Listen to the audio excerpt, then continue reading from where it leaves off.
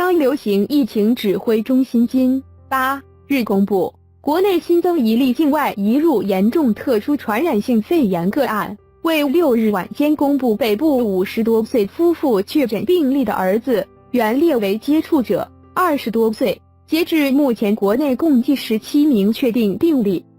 中央流行疫情指挥中心陈时中强调，该个案1月22日至31日随父母一同至意大利旅游，2月1日经香港转机返台，但并无明显症状。不过经卫生单位与接触者调查，该个案于1月27日在意大利旅游时出现咳嗽症状，因此昨7日安排采检并住院隔离，于今日检验确诊，个案症状已改善。医院及卫生单位已启动疫情调查及接触者追踪等防治工作。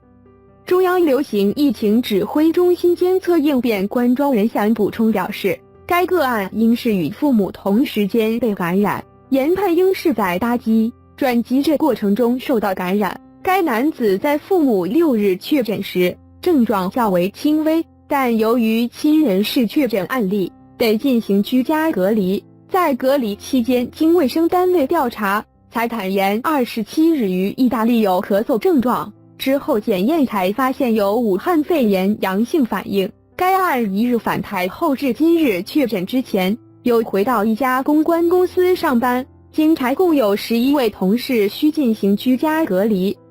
指挥中心统计，昨日国内新增64例严重特殊传染性肺炎通报个案，目前累计通报1399名个案，含17名确诊，1258名排除。于隔离检验中，57名出验阴性，其余待检验。指挥中心指出，17名确诊个案病况稳定，除首例外，其余个案持续住院隔离。另第2、3例个案皆